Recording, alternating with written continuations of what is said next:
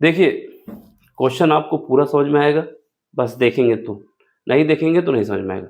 देखने के बाद नहीं समझ में आता तो आप डिसलाइक करके जा सकते हैं, ठीक? अब देखो क्वेश्चन नंबर 8 है, यूपी बोर्ड में आया था, ठीक है? सैंपल क्वेश्चन पेपर है।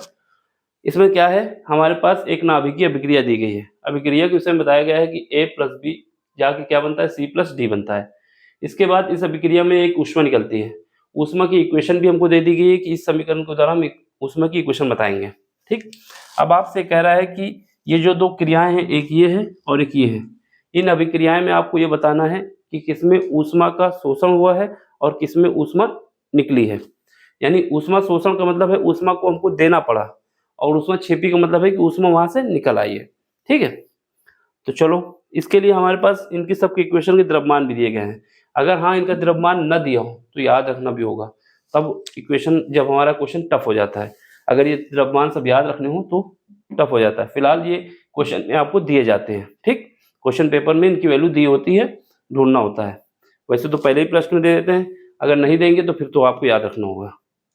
एग्जामिनर दे भी सकता है, नहीं भी दे सकता, वैसे दे देते हैं क्योंकि जानते हैं कि कितना याद रखेंगे। अब एक बात सुनो, हमारे पास क्या है, अगर हमारे पास एक अभिक्रिया A प्लस बी से बन के जाके C प्लस डी बन रही है। मान लेते हैं इन दोनों का जो सम है द्रव्यमान का वो m1 है, इन दोनों का क्या है, m2 है, ठीक है? अगर हमारे पास द्रव्यमान m is equal to m1 minus m2 आया, समझो m1 माइनस m2 आया, ठीक है? इसकी वैल्यू हमारे पास क्या आई, m1 का मान ज़्यादा है, m2 का कम है, तो हमारे पास क्या आएगा, पॉजिटिव आएगा। m1 का मान अगर ज़्यादा होगा, m2 का कम होगा तो ये पॉजिटिव आएगा। इसका मतलब क्या है कि यहाँ का द्रव्यमान जो है, यहाँ का द्रव्यमान ज़्यादा है, यहाँ का द्रव्यमान कम है, ठीक है? तो इसका मतलब क्या हुआ, द्रव्यमान में अगर कमी आएगी, अगर द्रव्यमान में कमी आई है तो हम क्या करेंगे, ऊष्मा को देना पड़ेगा। तो उस केस में क्या होगा, ऊष्मा शोषी होगा, ठीक है? तो इस केस क्या होगा, ऊष्मा का शोषण होगा, ऊष्मा शोषी, ठीक है? तो ये ऊष्मा शोषी हो जाएगा। कैसे हुआ, क्योंकि इसके द्रव्यमान में ये जो m2 द्रव्यमान है ये कम हो रहा है, तो हमको ऊष्मा देनी पड़ेगी। और अगर इसकी जगह पर m इज इक्वल टू क्या आ जाए मेरे पास, m1 माइनस m2, ये निगेटिव आ जाए। निगेटिव आने का मतलब है कि m2 की वैल्यू इस बार ज़्यादा हो गई, तभी तो ये निगेटिव आएगा जब m2 ज़्यादा होगा। तो इस केस में क्या होगा, इस केस में हमारा द्रव्यमान बढ़ गया। जब द्रव्यमान बढ़ गया है, ठीक, तो क्या हुआ, ऊष्मा छेपी होगा, यानी ऊष्मा निकालनी होगी। तो ये क्या कहेंगे, ऊष्मा छेपी, ऊष्मा छेपी। इतना बस कॉन्सेप्ट याद रखना है, ठीक है? यही कॉन्सेप्ट इसमें यूज होने वाला है और कुछ नहीं है। ये हमको पूरी इक्वेशन दी गई है क्वेश्चन में, इसकी भी चिंता नहीं करनी कि इक्वेशन नहीं दी गई। बस हमें क्या करना है, अगर द्रव्यमान m1 माइनस m2 आया है और ये पॉजिटिव आता है, तो उस केस में क्या होगा कि अगर ये पॉजिटिव आता है तो ऊष्मा का शोषण होगा। क्यों होगा, क्योंकि m1 की वैल्यू ज़्यादा है, यानी यहाँ का द्रव्यमान ज़्यादा है, यहाँ का द्रव्यमान कम है, तो हमको कुछ ऊष्मा देनी पड़ेगी, ठीक? और अगर हमारे पास ये क्या आता है, निगेटिव आता है, तो इसका मतलब क्या है कि यहाँ का द्रव्यमान कम है, यहाँ का द्रव्यमान ज़्यादा है, तो इस केस में ऊर्जा निकलेगी। इतनी सी बात याद रखना, तो ये क्वेश्चन सही हो जाएगा। एक बार और देख लो, समझा रहा हूँ, फिर बाद में कहना कि समझाया नहीं गया, कैसे कर दिया। क्या करना है, अगर हमारे पास इन दोनों के द्रव्यमान को ऐड करने के बाद m1 आता है और इन दोनों को ऐड करने के बाद m2 आता है, अगर m1 का मान m2 से ज़्यादा है, यानी ये रिजल्ट हमारा पॉजिटिव आया, ठीक है? तो उस केस में क्या होगा, m1 ज़्यादा आया है, m2 कम है, इसलिए हमको ऊर्जा देनी पड़ेगी, तो ये ऊष्मा शोषी होगा, ठीक? इसमें क्या होगा, अगर m1 का मान कम आया, m2 का ज़्यादा आया, तो उस केस में ये निगेटिव आएगा। जब ये निगेटिव आएगा तो ऊष्मा निकलेगी, क्योंकि यहाँ पर m2 ज़्यादा है, m1 कम है, तो इसलिए ऊष्मा निकलेगी। अब इसको सॉल्व कर लेते हैं, ठीक? ये केवल कॉन्सेप्ट बताने के लिए था कि यहाँ पे ये यूज होगा। अब देखो क्या है, पहले तो लिखेंगे उत्तर। अगर ये क्वेश्चन में आपको द्रव्यमान नहीं देते तो ये याद होने चाहिए, ठीक? पहली रिएक्शन देख लो, पहली इक्वेशन क्या है हमारे पास, 1H1 प्लस 1H3, ठीक है? से बन के क्या जा रहा है, यहाँ पर ये बन रहा है 1H2 और फिर बन रहा है 1H2, ठीक? अब देखो इसका द्रव्यमान कितना है, इसका द्रव्यमान हमारे पास दिया हुआ है H1 का, ये द्रव्यमान है। इसका कितना द्रव्यमान दिया हुआ है, H13 का, ये द्रव्यमान है, ठीक? तो हम मान लेते हैं इसका क्या है, इसका जो द्रव्यमान है हमारे पास वो m1 है यहाँ पर, और इसका जो है वो m2 मान लेते हैं, ठीक है। इसका जो है क्या मान लेते हैं, m3 मान लेते हैं, और इसका क्या मान लेते हैं, m4 मान लेते हैं। सारे द्रव्यमान हमको दिए गए क्वेश्चन में, ठीक है, सारे द्रव्यमान हमको दिए गए हैं। m1 की वैल्यू कितनी है, m1 की वैल्यू ये दी गई है। m2 की वैल्यू कितनी है, m2 की वैल्यू ये दी गई है। m12 की वैल्यू कितनी है, m13 की वैल्यू ये है। m12 की वैल्यू कितनी है, m12 की वैल्यू ये दी गई है। तो ये भी m12 है, तो ये भी दी गई है, ठीक। इसका मतलब क्या है, m3 दोनों में बराबर है, m1 m2, m1 अलग है, m2 अलग है, m3 और m4 बराबर है, क्योंकि यहाँ पर h12 है, h12 है। अब हमें इनको ऐड करना है, ठीक। तो m1 की वैल्यू कितनी है, देख लो यहाँ पर m1 की वैल्यू हमारे पास है, m1 की वैल्यू कितनी है, 1.00785, ये माइक्रोन है, ठीक। अब इसमें क्या करते हैं, m2 को ऐड कर देते हैं। तो ये इधर हम क्या करते हैं, m1 प्लस m2 लिख लेते हैं, m1 प्लस m2 लिख लेते हैं इधर, ठीक। और ये हमारे पास कितना आएगा, माइनस, सॉरी प्लस, दोनों को ऐड करना है। m3 कितना है, m13 हमारे पास ये है, इसको लिखो 3.016049, ठीक। और ये माइक्रोन तो रहेगा ही। अब इनको ऐड कर लो, जब इनको ऐड करेंगे तो हमारे पास कितना आ जाएगा, यहाँ से हमारे पास 2 2 4, कितने पास है, 2 2 4 2 6, 2 2 4 2 6, ऐड करो, 5 से 4 बचेगा, और 2 से 5 से 4 हमारे पास बचा, 6 हुआ, एक 7 हो गया, और 8 और एक 9 हो गया, 7 और 13 हो गया, और इसके बाद 2 हो गया, इसके बाद 0 हो गया, इसके बाद 4 हो गया। तो ये हमारे पास ये आ गया, ये वैल्यू इतनी ही डिजिट तक लिखनी है, ठीक। तो ये हमारे पास, इसको हम क्या मान लेते हैं, इसको हम मान लेते हैं, इसको ऐसे लिखते हैं m1 प्लस m2, ठीक, एक तरफ। अब क्या करते हैं, इन दोनों वालों को ऐड कर लेते हैं, इसको ऐड कर लो, m1 प्लस सॉरी क्या है, m3 प्लस m4, क्योंकि ये दोनों सेम है, इस वजह से हम क्या करेंगे, 2 का मल्टीप्लाई कर देते हैं। तो यहाँ पे क्या आ जाएगा, 2 टाइम्स ऑफ m3, क्योंकि ये दोनों सेम है, क्या है, सेम है। अब m3 क्या है यहाँ पर, 1h2, 1h2 कितना है, 1h2 की वैल्यू ये है, इसको लिख दो। तो यहाँ पे क्या करेंगे, 2 से मल्टीप्लाई करके लिख देते हैं, 2 टाइम्स कितना है, 2 0 1 4 1 0 2, ये माइक्रोन तो रहेगा ही। मल्टीप्लाई करो, कितना आएगा, 8 आएगा, 0 आएगा, 2 आएगा, सॉरी यहाँ पे 4 आएगा, 8 क्यों आएगा, 2 4 आएगा ना, 2 से मल्टीप्लाई करेंगे 4 आएगा, 0 आएगा, 2 आएगा, 8 आएगा, 2 आएगा, 0 आएगा, और 4 आएगा। तो ये हमारे पास क्या आया, m1 m3 प्लस m4। अब इन दोनों का डिफरेंस निकाल लेते हैं, ठीक है। अब इन दोनों का डिफरेंस निकाल लेंगे, इन दोनों का डिफरेंस निकालेंगे, यानी इसको पहले लिखेंगे, इसको बाद में लिखेंगे, ठीक है। तो यहाँ से हमारे पास क्या है, अब देखो यहाँ पर हम लिखेंगे delta m is equal to क्या आएगा, m1 प्लस m2, एक तरफ होगा, माइनस ये क्या होगा, m3 प्लस m4, ये एक तरफ होगा, ठीक है। अब इसको वैल्यू हम यहाँ पे लिख देते हैं, फिर उसका दूसरी इक्वेशन के लिए इसको रफ करना ही पड़ेगा। अब ये क्या है, ये कितना निकाला हमने, ये निकाला है यहाँ पर delta m is equal to, पहली इक्वेशन के लिए है ये, delta 1 is equal to delta m is equal to क्या है, ये इसको लिखो पहले, कितना है 4.0239, इसमें कैलकुलेशन ही है मेन 74, और ये म्यू तो रहेगा ही, ठीक है। इसके बाद माइनस, ठीक है, माइनस में क्या लिखोगे, ये 4, यहाँ पर माइक्रोन लगा दो, यहाँ पर भी म्यू, ये कितना है 4.02824, ये भी हमारा म्यू रहेगा।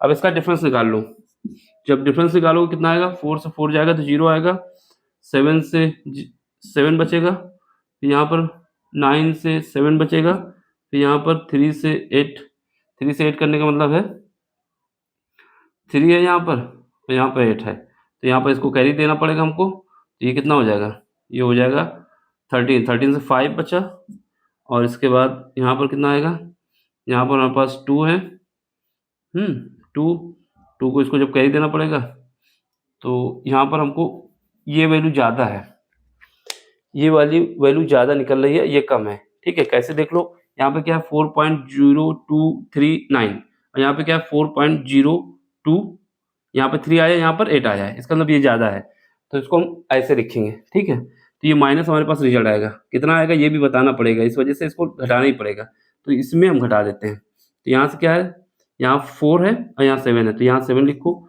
हम इसमें घटा रहे हैं, नीचे लिख दो कैसे घटा रहे हैं। तो यहाँ पर 4.028 और 204, हम ऐसे भी घटा सकते हैं ना उसको सीधे, ये पहले इसको लिख देते हैं 4.02820। ठीक है, फिर उसके बाद क्या है 4.023974। ठीक है, ये ज़्यादा है और ये कम है, लेकिन हम घटा के भी माइनस लगा देंगे नीचे। ठीक, तो यहाँ पर 0 आएगा, यहाँ पर हमारे पास 2 आएगा, 2 नहीं 3 आएगा, ये 3 आएगा, फिर उसके बाद यहाँ से हमारे पास 2 आ जाएगा, फिर यहाँ पर हमारे पास कितना आ जाएगा, 5 से करेंगे तो कितना आएगा, यहाँ पर 4 आ जाएगा क्योंकि 7 बचेगा, फिर 0 आ जाएगा, फिर यहाँ पर 0 आ जाएगा, फिर 0 आ जाएगा। ठीक, तो ये हमारे पास क्या आया, ये हमारे पास आ गया, ये जो वैल्यू आई है वो ये निगेटिव था, ये प्लस था, हमने इसमें घटाया तो हमारे पास क्या आया, निगेटिव का आया। अब जब निगेटिव आया इसका मतलब क्या है, ये वैल्यू ज़्यादा है, फिलहाल के लिए आप इसको देख के ही बता सकते थे ये वैल्यू ज़्यादा है और ये वैल्यू कम है, इसका मतलब क्या है, इसका जो इस तरफ का द्रव्यमान है अभिक्रिया का, ये द्रव्यमान ज़्यादा है। जब हमने बताया कि द्रव्यमान ज़्यादा होता है तो क्या कर होता है, ऊष्माक्षेपी होता है, ऊष्मा निकलेगी, अगर द्रव्यमान कम होता तो ऊष्माशोषी होता। ठीक, तो इस केस में क्या लिखेंगे, ऊष्माक्षेपी, क्योंकि द्रव्यमान ज्यादा आया है उस तरफ का, क्योंकि हम बता दें बिकॉज डेल्टा एम जो हमारे पास आया है वो क्या आया है, निगेटिव आया है। अब जब निगेटिव आया तो ऊष्मा क्या होगी, ऊष्माक्षेपी होगी, ऊष्मा को हमको देना पड़ेगा, ये रिजल्ट हमारा निगेटिव आया, इसलिए वजह से ऊष्माक्षेपी होगा। ऊष्माक्षेपी, इसमें मतलब है कि ऊष्मा निकलेगी, जब उधर इस तरफ का द्रव्यमान ज्यादा आता है तो ऊष्माक्षेपी हो गया। बस देख लो, एक क्वेश्चन हो गया, अब दूसरा करना है इसी में, तो इसको रफ तो करना ही पड़ेगा, इसमें मेन कैलकुलेशन है वो कुछ नहीं है, तो ऐसे अलग अलग करोगे तो आराम से हो जाएगा। अब यहाँ पे वैसे हमको एक इसी स्टेप से दिख रहा था कि ये नेगेटिव रिजल्ट आएगा, तो बस नेगेटिव करना था, ऊष्माक्षेपी लिख देना था। देख लो, अब अगला क्वेश्चन भी कर लें इसी का दूसरा पार्ट। तो पहली क्वेश्चन क्या आ गई, ऊष्माक्षेपी, क्या है ये, ऊष्माक्षेपी, ये हमारी ऊष्माक्षेपी आ गई। ठीक है, अब देखो, अब दूसरा भी कर लेते हैं इसी में, अब इसको रफ कर देते हैं क्योंकि जगह तो है नहीं, तो अब दूसरी क्वेश्चन लिखते हैं, नीचे वाला रफ करते हैं केवल।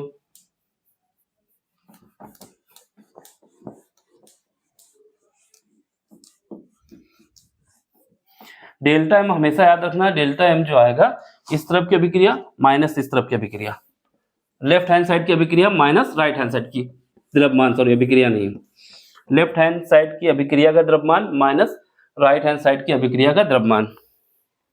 अब सेकंड देख लो इसका पार्ट, सेकंड में कौन सी इक्वेशन है, ये है, यहाँ पे क्या C12 और फिर क्या है +6C12, फिर क्या है यहाँ पर हमारे पास बनेगा नियॉन 10E20 और फिर क्या है प्लस का हीलियम। देखो हमको ये द्रव्यमान याद रखने पड़ेंगे अगर एग्जामिनर नहीं देता, वैसे तो क्वेश्चन पेपर में देता है, लेकिन अगर इन केस नहीं देता तो फिर याद करना पड़ेगा। चलो इसका देखो, इसका द्रव्यमान कितना है हमारे पास, इसका द्रव्यमान हमारे पास हम मान लेते हैं ये वाला द्रव्यमान हमारा m1 है और ये क्या है m2 है, और यहाँ पर m1 और m2 दोनों बराबर हैं। क्यों बराबर है, क्योंकि यहाँ 6C12 है, 6C12 है, ये इक्वल भी है। ठीक है, यहाँ का द्रव्यमान हम मान लेते हैं m3 और यहाँ का द्रव्यमान मान लेते हैं m4। अब क्या करना है, पहले m1 प्लस m2 करना है, यहाँ से m1 प्लस m2 बोले तो 2 टाइम्स ऑफ m1। अब m1 कहाँ है, मतलब इसका मतलब m1 हमारे पास यहाँ पे जो इसका द्रव्यमान है, इसका द्रव्यमान कहाँ पे दिया हुआ है, इसका द्रव्यमान ये दिया हुआ है। ठीक है, ये द्रव्यमान लेना हमको, तो ये कितना है यहाँ पे 2 टाइम्स कितना है, क्योंकि बाकी सब जीरो है, ये जीरो है ना, तो कोई मतलब नहीं पॉइंट के बाद, तो सीधे 12 लिख दो माइक्रोन, तो ये हो जाएगा 24 माइक्रोन। ठीक है, अब सुनो, अब क्या है, M3 प्लस M4 निकाल लो, M3 प्लस M4। M3 कितना है, M3 जो है हमारे पास 10 Ne20, ये है जो द्रव्यमान, इसको लिखो कितना है 19.9924 और 2439 म्यू। फिर क्या है इसके बाद M4, क्या है M4 और ये तो प्लस ये कितना है इसका है, यानी M4 जो है वो ये हीलियम का है द्रव्यमान, कितना है 4.002602, ये म्यू। अब इनको ऐड कर दो, जब इनको ऐड करेंगे ना तो कितना आएगा, देखो ऐड करने के बाद यहाँ से क्या है 1 आ जाएगा, फिर यहाँ से कितना आ जाएगा, यहाँ से 1 आएगा, फिर यहाँ से 4 आ जाएगा एक कैरी वाला, फिर यहाँ से 0 आ जाएगा, फिर उसके बाद यहाँ से 0 आया। ठीक है, अब यहाँ से 4 एक 5 आ जाएगा, फिर यहाँ से 9 आ जाएगा, और यहाँ से भी 9 आ जाएगा, और यहाँ से कितना आ जाएगा 23, ये इतना आ गया।